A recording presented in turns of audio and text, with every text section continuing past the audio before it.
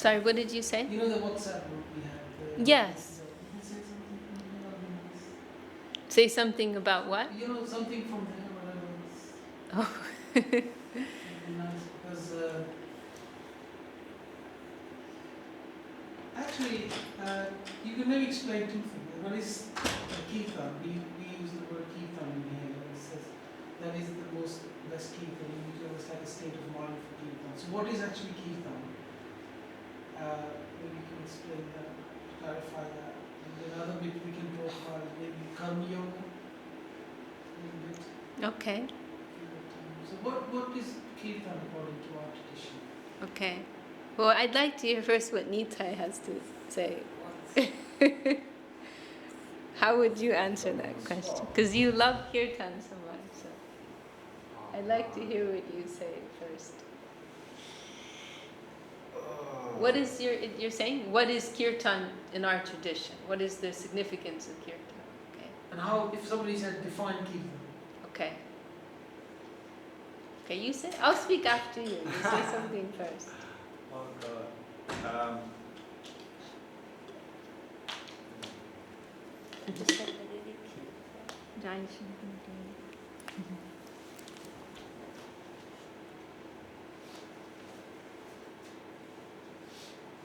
Let me help you. Is it just the music? Is it, Well, what is it? It's okay. It's obviously it's music.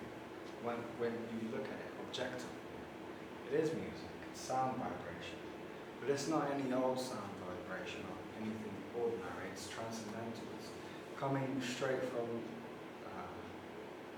the flute of Krishna, right? Sure. Sounds good to me. And Sounds right. and especially when we sing together,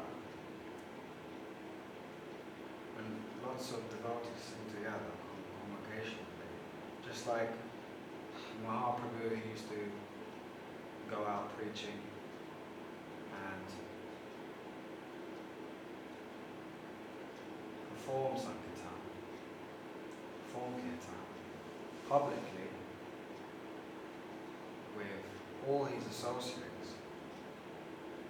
then of course the Lord is there. This is Mahaprabhu, so it's not just gonna be like, oh yeah, Kirtan, but ultimately when the devotees come together, they attract the Lord. They attract the Lord's presence, and you can feel that.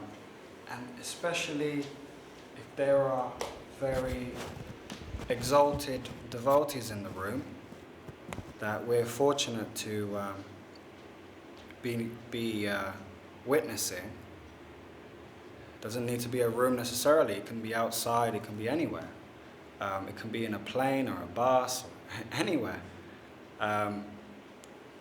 Then, because those persons who are part of the, congregational chanting, as a group effort, if you will, not an effort, but more of like a calling out to the Lord in a submissive, humble way, and also, I'd say, in an affectionate way, to call out for the Lord becomes attracted, and the Lord must come there, to that place. And then we feel that in our hearts. And, maybe it's a little drop of the infinite mercy that the Lord has, but it's enough to completely drown us and the whole world in its transcendental qualities. And there is actually no limit to how far Kirtan can go, because as we know, Srila Prabhupada's preaching still goes on today, doesn't it? And what did he start off with? Was some kartals, and it became a whole movement. So can you do Kirtan alone? That's a good point. I mean, practically you can. Practically, yes, you can, but don't know us. Practically, yes, you can. But it's best, in my opinion, and I think also the opinion of many Vaishnavas, and they always talk about this, that congregational chanting is the best. Otherwise, no one would show up for Harinam. Would just be like, oh, okay, let's just do this in the house, or let's do this in the cave by ourselves, under a tree or something. Otherwise, we wouldn't even be here, right? Why would we bother? Why would we even bother singing these songs together? We might as well stay home. So, when the devotees come together, we attract the Lord's presence by our, I don't want to say futile means, but our endeavor, sincere endeavor, is enough to attract his heart. And then he comes. And then as a side effect, we feel spiritually content in that moment. And that is what makes us keep going on, I suppose. And it's not only beneficial for us, the people who are trying to sing the Lord's names, but it's also beneficial for the whole atmosphere. The whole atmosphere benefits from it. And maybe he's walking past the temple and he hears some kirtan, and he's maybe not consciously, with us, or even taking part, but some benefit he's getting. The birds, the trees, everyone, maybe even an ant coming under the door, anyone. And that's the beautiful thing about kirtan, is you don't need to necessarily be fully conscious about it. It has a very potent effect. It's like if you're sick and I say to you, oh, take this. This will make this is very good for you. And you're like, okay. And you keep taking it and you keep taking it. And you come back to me and you're like, well, I don't really think it's working and there's nothing happening to me. You might not see anything straight away. Okay, I don't experience anything. I'm not getting better. And then, the months go on. You keep taking it with faith, this medicine that the doctor gave you. And then all of a sudden you're like, yeah, it's working. My whole leprosy is gone. We don't see the effects of we might not see the effects of the holy name and what it does to us in our hearts. But it has a very potent effect and a long-lasting effect, actually. We might be at home and we forget the whole devotees for months on end, and we forget what we're supposed to be doing, but you could be in the middle of nowhere and you hear something about kirtan or something that reminds you about kirtan, and it instantly inspires you, and you feel like, oh yeah, this is so wonderful. You feel like for that moment, it's okay, it's not as bad.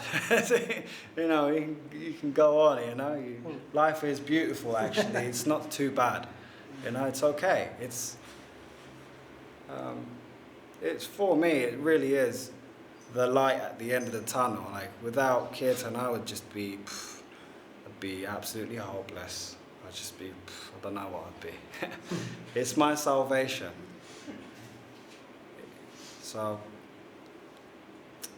yeah, that, in my opinion, that's what I think what kirtan is. So, please forgive me if I am at all, not explaining something properly. I'm so sorry, I'm very ignorant. No, that was beautiful. It was wonderful.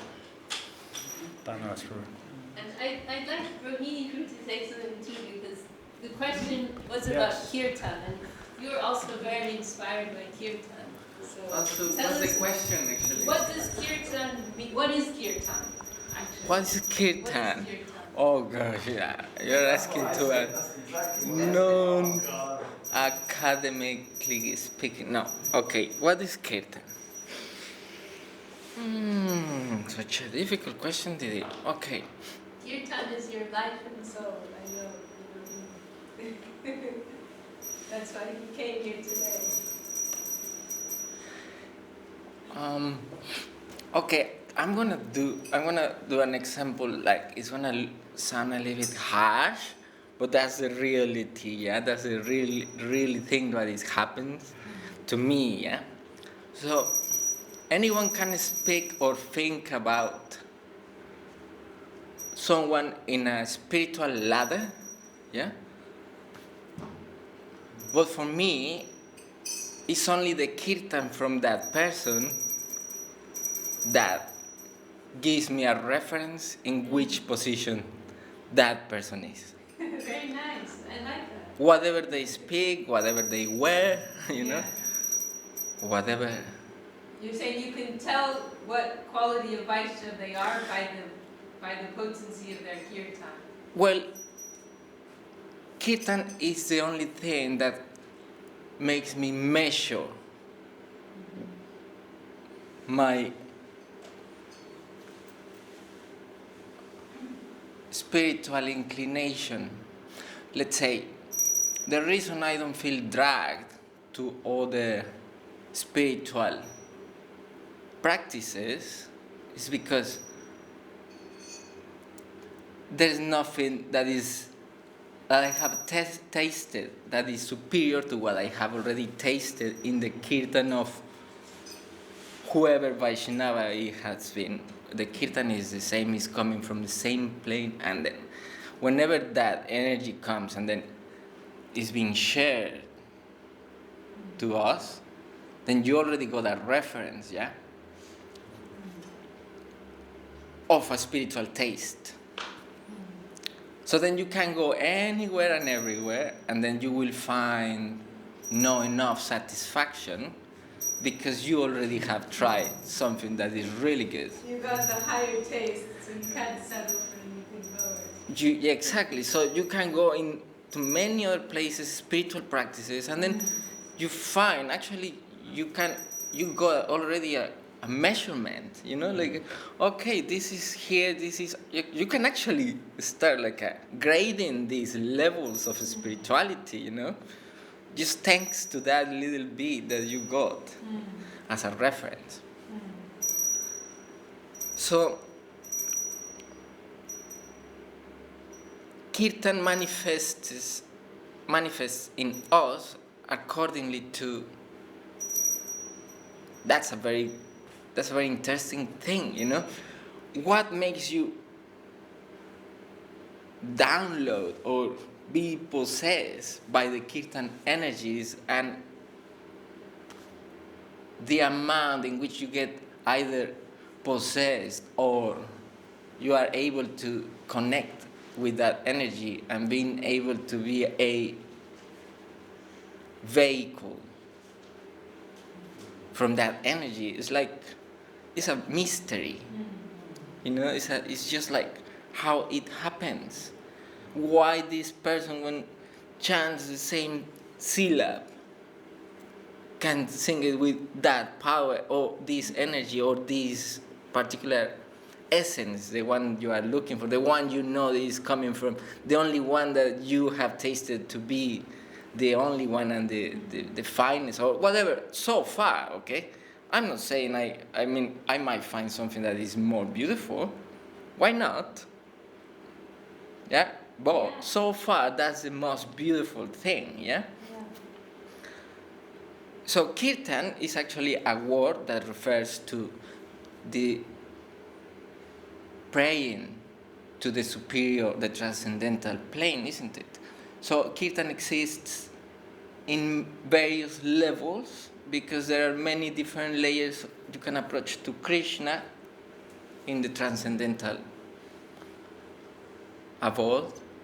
So you can see him as Narayan. We know these layers, all these different currents, and Muslims, they pray beautiful Sufi songs. These all are transcendental, and they are doing kirtan, they are praying to God. But there are layers of praying and different. So that particular, when I hear kirtan from Muslims, I feel spiritual. I feel something very, very beautiful as well. But I don't feel that like that interested in that particular kirtan, just because I find this kirtan to be more satisfying for the Vaishnav's kirtan, to be more satisfying for my particular taste. So kirtan is the essence of the spiritual practice I follow personally, because I'm not very attracted to the reading that much. I know I'm not attracted to too much to the many. I actually not attracted to anything else. Well, yeah, prashadam, yeah.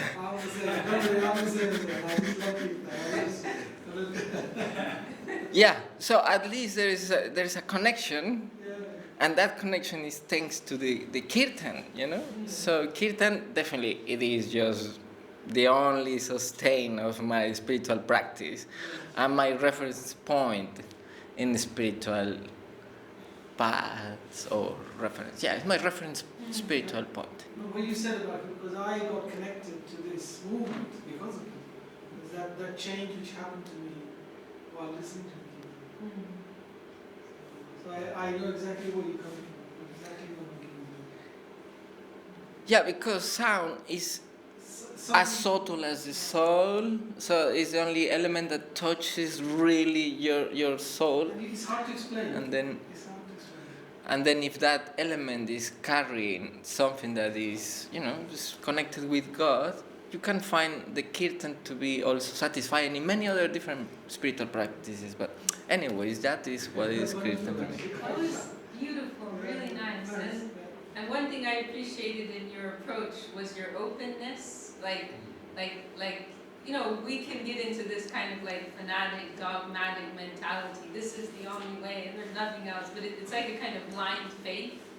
But like what you said was so beautiful, and I'm like in my head I'm connecting like, oh, Gurudev has said that, Srila Sridhar Maharaj has said that, like what you said about the Muslims kirtan, like Gurudev said, I like Allah so much. Yeah. But I can't play football with Allah. Like my heart is satisfied by Krishna. Yes. I respect what the Muslims have to say, what they feel. That is, a level of truth. But my heart wants to go to Krishna because I can play with Krishna. My heart's more satisfied by Krishna. And also what you said about, so far I haven't found anything better. The Srila, like some people might say that's sacrilegious, but there might be something higher. But I've heard Srila Sridhar say exactly the same thing. He was talking about the line of the Rupanugas and how like it's been identified like a place in the camp of Lalita. This is the highest, like along these lines. Then he says, and so far nothing higher has been discovered. Like that, like we're open. Like exactly. Someone can show me something Exact. better. I'm not like just rigidly, blindly sticking to this. If you can show me something and prove to me it's superior, I can accept it. But so far, nothing better has been found. Exact. Yeah. It's quite sincere. Yeah. Yes, I think it's it's esoteric in some ways because it's just you can't explain that experience. A lot of people ask me, and I say, oh, look, just attend the Kirtan. Don't read the books. Don't do it. Just attend the Kirtan with an open mind. So yes. Well, Virachandra was also very passionate about Kirtan, so we want to hear something from him. The question is, what is Kirtan? And you can speak on a personal level or a synaptic approach, whatever you feel. I disagree.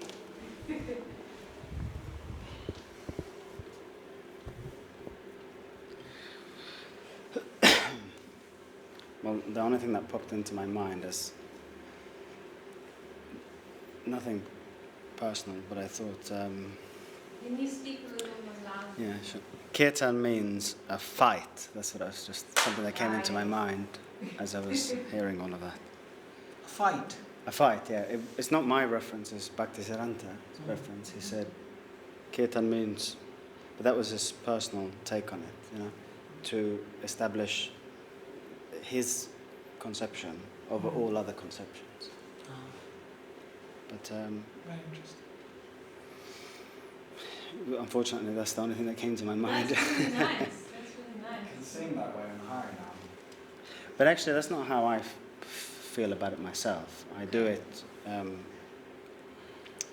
similar to what Rohini was saying. It's it's that experience of something higher that everyone is looking for.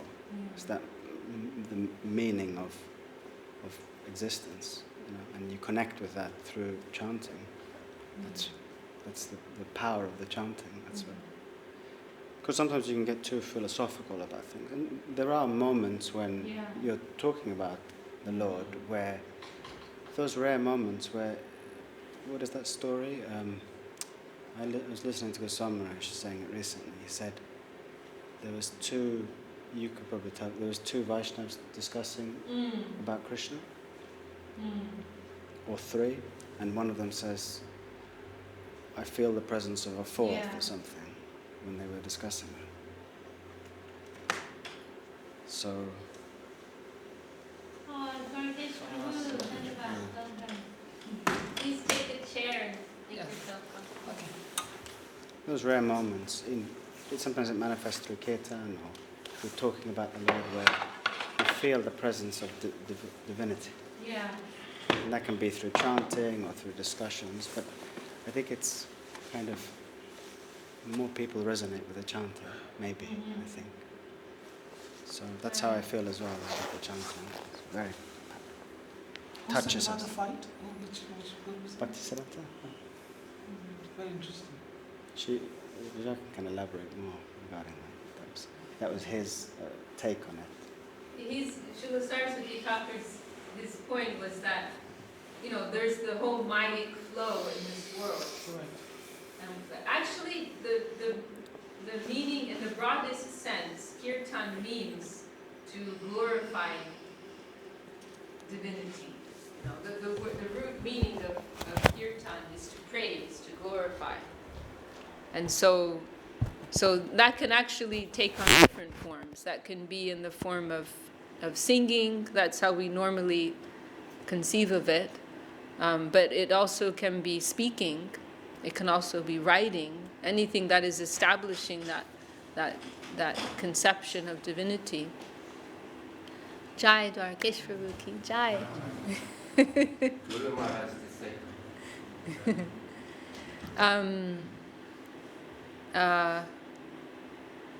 Where was I? Yeah, so glorify any way. Yes, and in fact, Srila Saraswati Thakur, he said that actually speaking is a more intense form of kirtan. It can be, because the point is it focuses your mind more. Because when you're singing, then your mind can wander.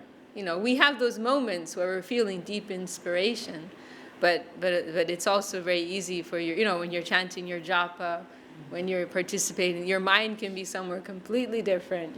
Or sometimes you can be like saying the words, but you're a completely different place. But if you're going to speak about Krishna, then you have to really focus your mind. Because it's interesting psychologically as well. When you actually talk, you can't do anything else. Yeah. So when you're actually speaking, Yeah. you're so much in the present. Yeah.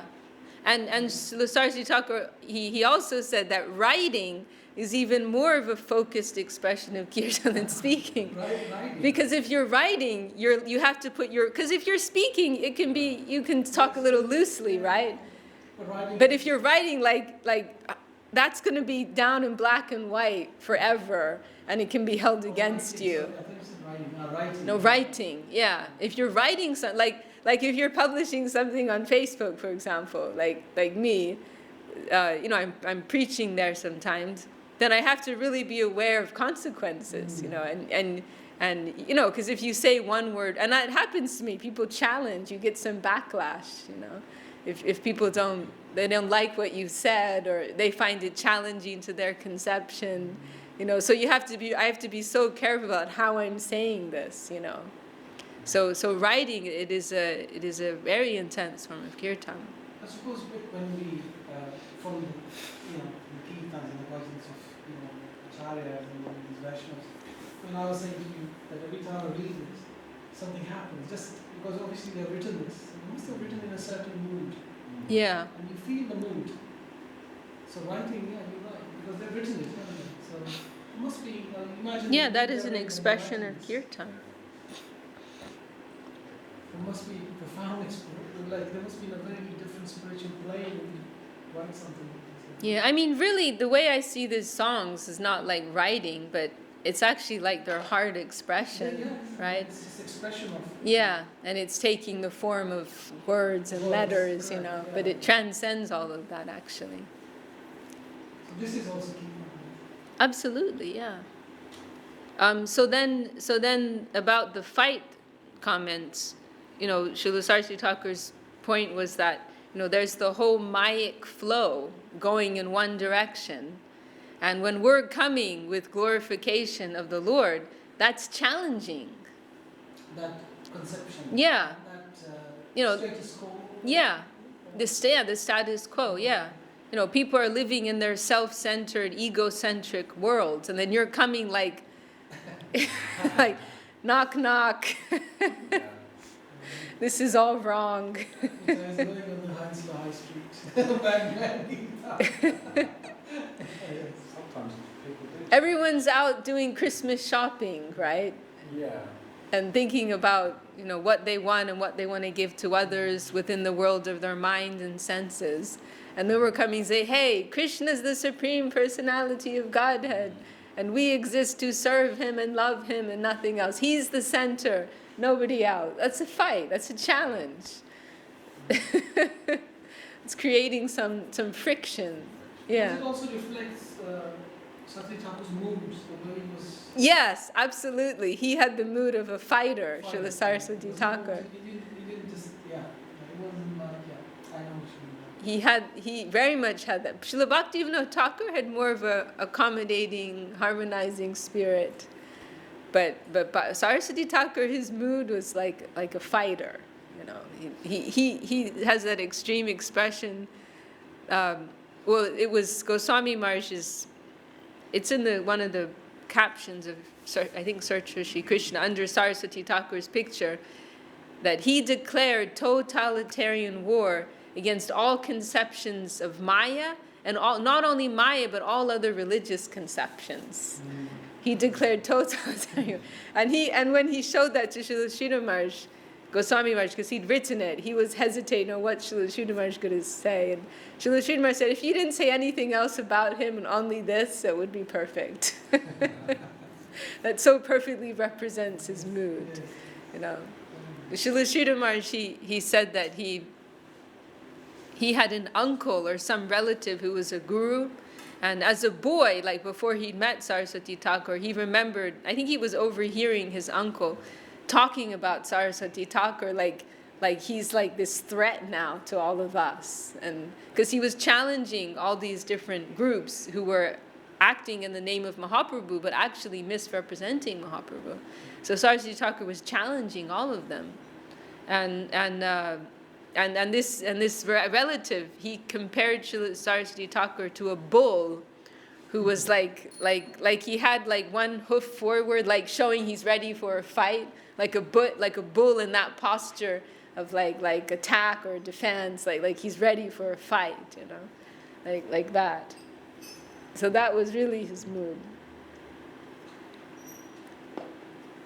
And I like very much what you were saying. Nitai Prabhu was saying, and Virachandra also, on this point, that Kirtan has this power to attract the Lord. He is attracted by that. He is, we are so limited by our mundane conditioning, but in the plane of the absolute, the name and the names, they're non-different. So the Lord is considered to be non-different from His name. And so the more that we're able to chant with the proper mood, then the more the Lord is actually present in that kirtan. He will be attracted. He will descend there. And there's, and then there's kirtan, and then there's sankirtan. You can perform kirtan alone, but especially for us, the conditioned souls, there's more power, more potency in performing Sankirtan within a group. That's particularly what Mahaprabhu has given, emphasis on and his backing to in that first verse of Shikshashtakam, the last verse, Param Vijayate Shri Krishna Sankirtanam. He doesn't say Kirtan there actually, he says Sankirtan. May this Krishna Sankirtan be supremely victorious over everything else.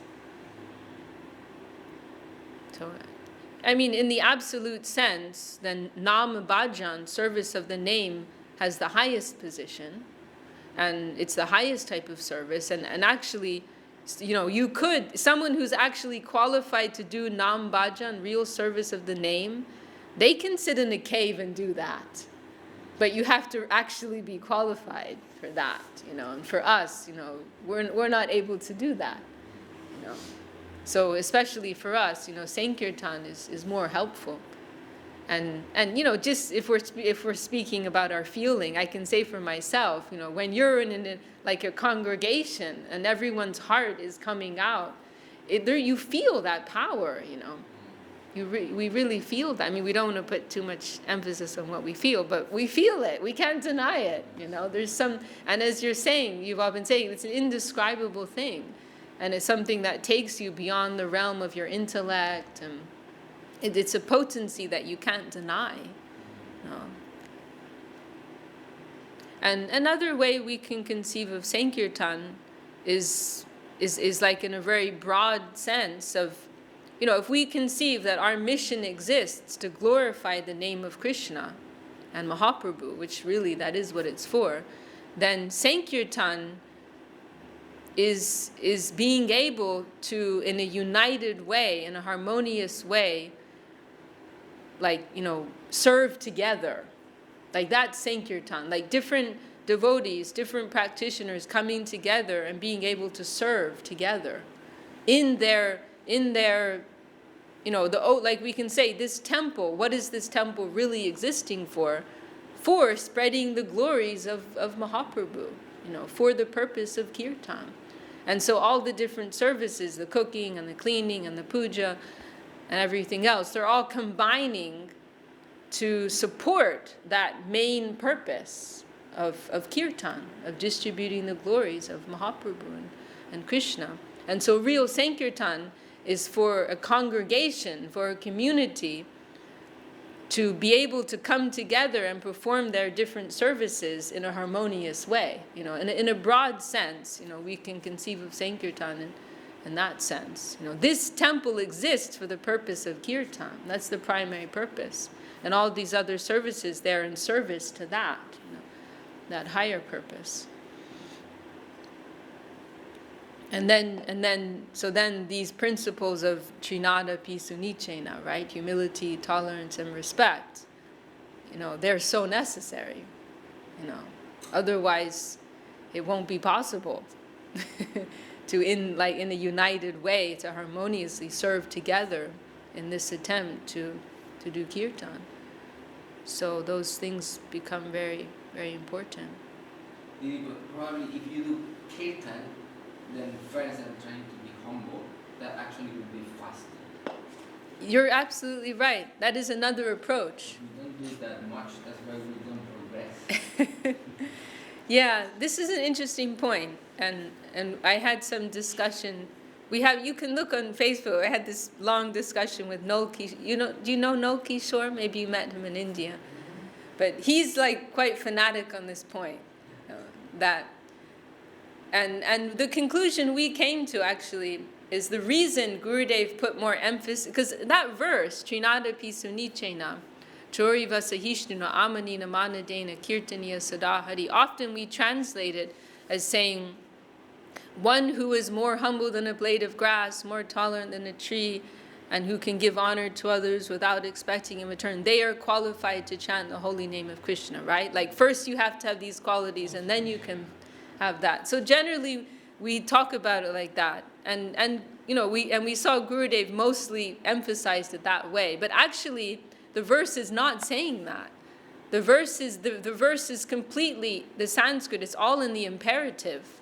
So what it actually says is that the holy name of Krishna must always be chanted with humility, with tolerance, and with respect. And you see, like there's a place in Revealed Truth, there's a place there where that's how Gurudev is talking about the verse, that we should always chant the name of Krishna with humility. He speaks about it in that way. But the conclusion we came to is that the reason Gurudev, put more emphasis on the other part, humility, tolerance, and respect, is because generally, we don't have that much faith in Kirtan.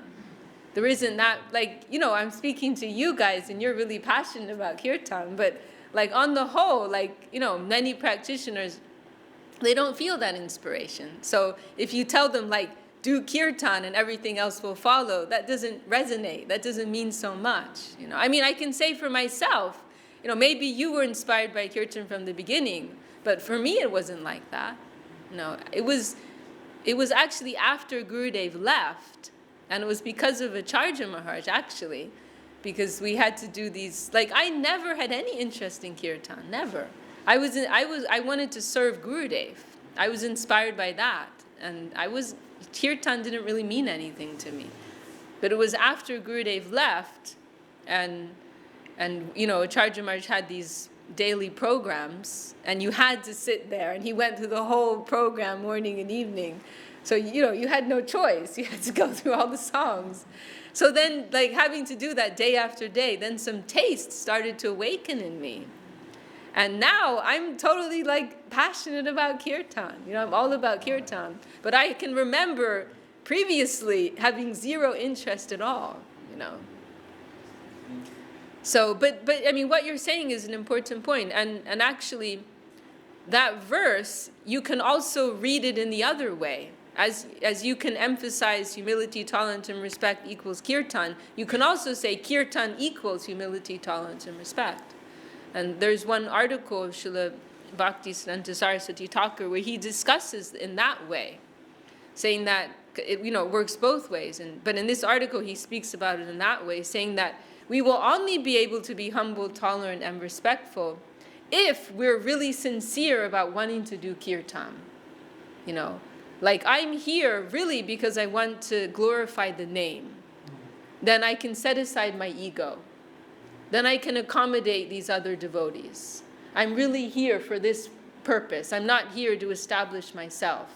So if necessary, in the course of my trying to glorify the holy name of Krishna, I can set aside my ego, I can give honor to others as they need, I can tolerate, I can be humble, etc., etc. So it can also be seen from that perspective. Yes, Prabhu. Yeah, please. When I thought about that verse a few weeks ago, to me it seemed to be, one way of it was more humble than the blade of grass. So that seems to me like you've realised that you're self-realised. You've realised your soul. And water on the tree seems to mean you're self-controlled. And giving respect to others, you're not envious. And they don't give it to you, you don't get angry. So that's the way out of the verse. So that first one, it seems to me like you've realised, you've become self-realised, you've realised you are insignificant. So whether I'm right or wrong, I don't know, but that's the way I read it. Yeah, very nice. And another point about Gurudev, which I also discussed with Noel Kishore Prabhu, is that because the main danger in our spiritual life is Vaishnava aparad, right? To have envy of a Vaishnav, to wish badly for a Vaishnav. This is the only serious danger of our spiritual lives. And so therefore, these teachings, humility, tolerance, and respect, they protect us from making Vaishnava aparad. So we can also understand that as a primary reason why Gurudev emphasized that point so much. And Gurudev says that in Revealed Truth. There's a place. It was in Sokel, where he says, "This is my main instruction. This is my main teaching to the Western world. That try. How does he say it? I'll try to find it actually. But avoid Vaishnava Aparad and chant the holy name of Krishna by following these 3 points." Something like that. He says it in some way like that. So that's another consideration too.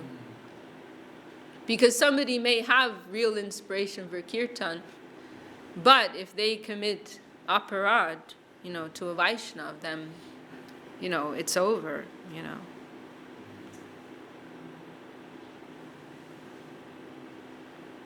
Anyway. What are you thinking? I was remembering something, trying to remember, because I always forget things. I don't know where I read them, but I just remember things. But there's something I was reading about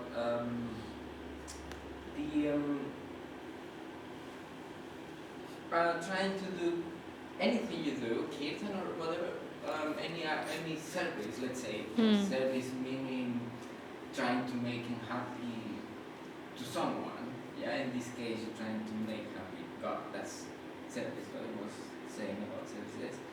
But in terms of kirtan, for instance, if you go to this with this attitude of, what's it called? When you feign, when you are trying to get some pratishta, what's it called?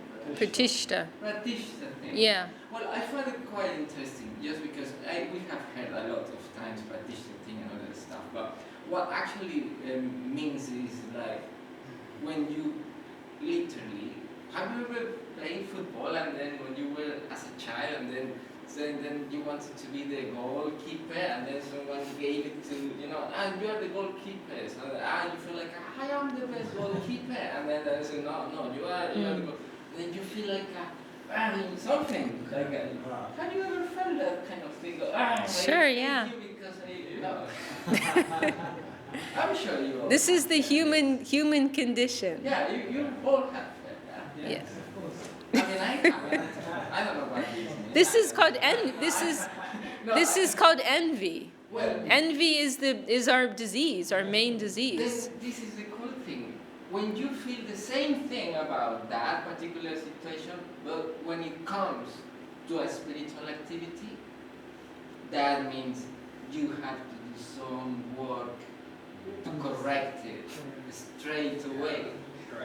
Because then that is not going to allow you to the kirtan to happen.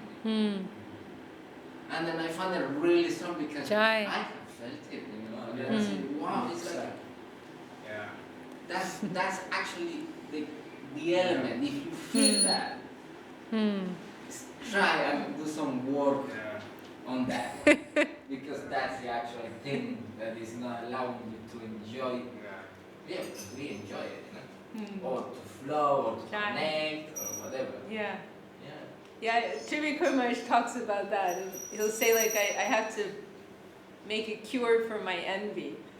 Like if I'm envious of a devotee, I immediately have to glorify them. It's the cure for my envy. But in the book, or these words, what they were saying is that is a symptom of recognition or fame or pratishta. That's the definition of pratishta in exemplifying or how it happens. So the symptom of having this wanting to be recognized of a particular thing reflects in that way in your heart, like a little kind of that you feel for someone. So that is the definition of pratishta. Actually, it's very simple. In an example, when you feel that, it means you are aspiring to have some recognition, and you cannot tolerate that what you want to, or you think you are the best at doing is given to someone else. So. No, very nice. Well, we had really nice discussion. Yeah, those two young sannyasis who came through last year, a couple of Yeah. And they gave a class and they said, only Guru can make you humble. So, Only Guru can make you humble. yeah, it's like our own attempts to be humble. Only Guru can cure that. That's what they were saying. Of course, we are completely dependent on grace. Definitely. Absolutely. And Guru, it is also the grace of Guru that will give us this type of revelation that I'm experiencing envy right now. That's Guru's grace. To have that recognition. You can ask for Guru's help when you have those feelings. I mean, I was saying to you, when I read these beautiful songs, it's just something, so they're actually like a grace. They're guiding through these songs. Yeah. And you just... Yeah. This, this prayer, Om Jnana Timirandasya Gyananjana Shalakaya Chakshormilitanjena Tasmai Shri Guruve Namah. It's saying, like, I'm in darkness. I cannot see. I have cataracts on my eyes. But Guru is coming and removing those cataracts and giving me vision. And so in one place, Srila Sridhar Maharaj references that verse, and he says that it is the grace of, he says the eye to detect our own defects is our greatest wealth. He says it like that. It's in one of the sermons books. The eye to detect our own faults is our greatest wealth. And that comes through the grace of Guru. Guru is giving that vision. Guru is giving that clarity. Oh, that's a symptom of grace. To be able to look and feel within ourselves, oh, I'm envious of that person. That's Guru's grace that's allowing us to have that vision, to have that clarity, and then to try to rectify that. You're placed in the circumstances, in the environment where the whole environment will be helping you to get rid of that. You want it to not, you get the capacity to recognize your something what you need to change, and then you can't change it. But then the environment will be arranged in such a way that it will force you to, it will give you some help. It might not be the most pleasant thing to go through, but it helps. So in that sense, it's like internal, external. You always reflect on your position, your situation internally, and then the environment, in a way, it helps you. Do you think compassion for others helps that? Absolutely. Yeah. This point of tolerance, there's an article of Srila Bhaktivinoda Thakur, and he equates tolerance with compassion. And when I read that was revolutionary for me. That helped me so much. If you have compassion for someone, you understand what they're going through, where they're coming from, what type of suffering, what trauma they're holding, then it's a lot easier to tolerate. That's my problem. To affection. I'm struggling so much with myself, I can't see in others to be compassionate. You know what I'm saying? And so, I can't reach into other people and see what their situation is. I just see very superficially. When this thing happened on London Bridge a couple of days ago.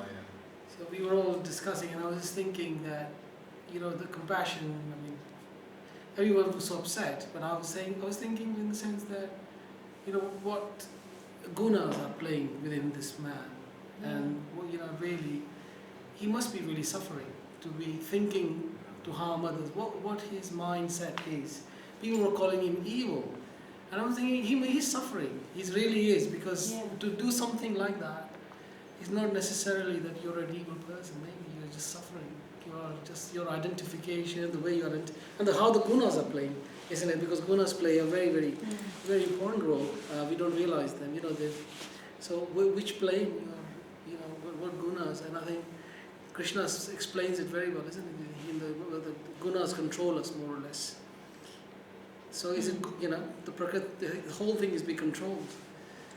And so if it's very hard to bring compassion, but when somebody does something like that, but if you think, that's the way I think. I was saying to, like friends, I say, he must be suffering, he must be really a sad person to do something like that. Lost child. So what do you do when somebody does something like that? You say, is he evil, or you say, how you deal with that? There's an absolute, that's like an absolute way of thinking, isn't it? But then there's also a practical way of thinking. Yeah. No, but Because you have to feel that passion, Yeah. but then you have to stop them at the same time. But there's law there, isn't it? So your practical life, you have to follow the law. So that takes care of that. Sure. But it's the intention you are projecting. Yeah, sure. Inside. It's very hard sometimes. What? To be compassionate? No, it's some people do some evil stuff and you think about, if you want to call them, The thing is, everyone wants people to be compassionate towards them. yeah. Everyone. I'm hurt right now. Do you not see I'm hurt? I'm never at fault. But the day we can start being compassionate towards other people, then we can really understand what compassion is. We're too fixed on trying to understand compassion through our own pain. I want someone to be compassionate to me. Why are you not acknowledging my pain right now? Do you not see how hurt I am? It's called empathy. Yeah, When we you want actually that. start developing empathy for others, just feel the compassion. We want that, but when we start to recognize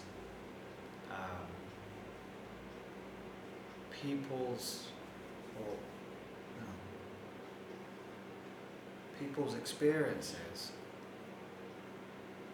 that have led them to that point, You can relate to them. you have to get to a point where surely, at some point you have to get to a point where you go, oh, actually, this person is in so much pain, they don't know any other way how to express it. And it's actually a fault in me that I didn't even acknowledge that person's pain. And then you can start working on compassion. It's our fault that we can't be acknowledging other people's pain sooner. It's not their fault. We should be able to pick up on people's suffering. Sorry, the reason I'm laughing is like in relation to real life. Somebody says something to you, the whole compassion just goes out of the window. How dare you say that to me? Or when we're Why humiliated. didn't put the washing out. The whole thing goes anyway, it's mundane stuff. And we shouldn't underestimate the power of prayer. Oh yes. We can pray to Gurudev, please adjust my heart. Yes, very true. Please adjust my heart and give me the proper vision. That's so true what you said about being able to pick up on your own faults is the greatest wealth, or one of the greatest wealths you can possibly have. Can I say something very sort of controversial? Please. I would say that when you said about Gurudev, I can even maybe say that, Lord Krishna, I don't know you, but I know them. That's 100% So right. for me, I maybe I'll go one day go to Golok Vrindavan. I don't know. I probably never will. But anyway, the chances are probably never will. But I said I don't know you, but I know you. I know them. Haribo. That's an expression of someone who's really on the path. That's beautiful. So for me, it's that when I pray, I just think of them. I say, Yeah, you're my source. absolutely. Yeah, that's Source of hope. beautiful. So I take everything. So everyone the other day was saying, someone was saying to me, oh, these are all stories and this and that, like about Krishna stories, and they're all they're not scientific, and they're this and that. I said, well, my Gurudev says so. That's enough for me. So I don't need any more conviction. But the Kirtan is like, in a sense, an expression of compassion to other people, because you are extending the grace of your Guru. He passes on you something, and then you exclude yourself from, like, you're not trying to become spiritual progressed or like building up your spiritual muscles, but you self-sacrifice yourself for others, for all those who will have a chance to get in connection with it. So you withdraw your personal interest, and simply by helping your Guru to extend that grace, that's the greatest expression of compassion to all others, because you can start feeding them, or you can start doing something what they would recognize as good, but it wouldn't mean that's actually good for them. Actually, I used to believe that, but then I realized it was all a lie, because all I wanted is to please myself with the Kirtan. I was thinking, I want to do it for the benefit of all of us, and then I realized, actually, I enjoy it. That's what I'm going to do. Who is dying together, they don't give a toast. I actually made it. But we got to start from somewhere. Yeah, I mean, what Ramananda It's true, it is true. Yeah. But more like in practical levels, like Yeah. I don't have that Yeah. level of sacrifice, I think because both like is I'm right. trying to help myself out, like I need just first. Yeah. Let me help for myself first. myself. Yeah. It's No, true. absolutely. No, I mean, what Ramananda said is 100% right. But at the same time, we have to be careful not to imitate that kind of mood. Like, do we really have that kind of feeling? Yeah. You know? It's like ideal. That's The ideal. This is Bhaktivinoda Thakur's in this beautiful song Kabe Habe Bolo. When will there be an awakening of compassion for all fallen souls? And when will this Bhaktivinoda, forgetting his own happiness, with a meek heart, set out to propagate by humble entreaty the sacred order of Sri Chaitanya Prabhu? Yeah, but when will I be compassionate? He is like trying to say, when will I be delivering that? I mean, when will I be me, the message from God to them? It's like because it's not compassionate. Because you say you want to be compassionate. How can you be compassionate? Well, I didn't get the point. I'm not compassionate. Yeah, but how can you? Selfish, You just say looking something, angry, isn't it? and all the rest, we can imagine. But in order to be humble, you have to be compassionate. You have to understand other people and their weaknesses and Exactly. all that stuff. And when they're acting a bit crazy or stuff, you have to just be loving and helping. I mean, not like a terrorist. Obviously, the terrorist, you have to make some differentiation. Okay, you've got to stop that. Yeah. But you know what I'm saying. Yeah, because, to be because to compassionate. be compassionate means you have to love people. Yeah, just to a human kind of relationship, isn't it? That's what you're trying to say. Like, Yeah, but it's like, I know that brings it down to a mundane level, but still, that's what I was saying. That's compassion. We're all like being compassionate. It's like compassion because we're all in the same boat, right? This is kunta, not like kunta. It's the place of fear. Everyone's acting in a particular way because they're afraid. So to be compassionate, because this is why I just want to try to make a point with. I mean, I'm not Being the person to compassionate ask. when- This is a person to ask. No, I'm asking you what you say actually. He's trying to clarify where you're coming from. Because Yeah. what Didi just read is Srila Bhaktivinoda Thakur trying to be compassionate. Yeah. And you are also trying to be compassionate by understanding others. Well, you accept that you cannot be compassionate Yeah. because you cannot understand others. However, he's also trying to be compassionate. You are trying to be compassionate. But he's trying to be compassionate. He answers the question about compassion. He says when I stop thinking about my own happiness. That's really hard to do. To stop thinking about your own happiness. Think about the other person's happiness. Think about what they're going through. That's hard. I mean, it must be you have to come to some sort of level of Yes. self-control. Yes. It Yeah. takes. So that you're not controlled by the 100%. senses, so that you can see with a clearer vision. Control, yes. Yeah. It will come, Prabhu. It Just will the come. just the fact that you're contemplating this and you're having that desire, Yeah. By It your will come. grace. like Gurudev's grace. Gurudev. Gurudev's grace, I want it from you. Okay. Any last comment from anybody, or should we stop there and have arti? Thank you. Thank you for bringing up such a nice topic. That was like so magical, because like Yeah. you brought up the topic, and then like our three main Kirtaniyas come in, and then everybody's like excited about it. He always starts the fire, doesn't he? That's my mood. But it says that in the Bhagavad Gita that Yeah. my devotees, they enlighten one another by talking about. So by sharing, we're, you know, Jai. Shri Hari Nam Sankirtan ki Jai. All these Samurtis ki Jai. Is it time for arati, or is the offering like later? I think I did hear Prabhu ring the bell a few times. Is the offering going on? Ramananda's going to find out. Okay.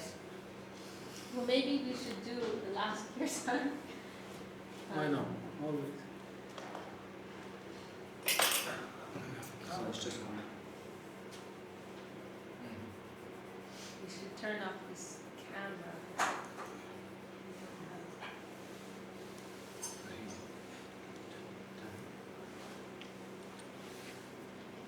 Is it not working, the transmission already on the It Facebook? broke, yeah.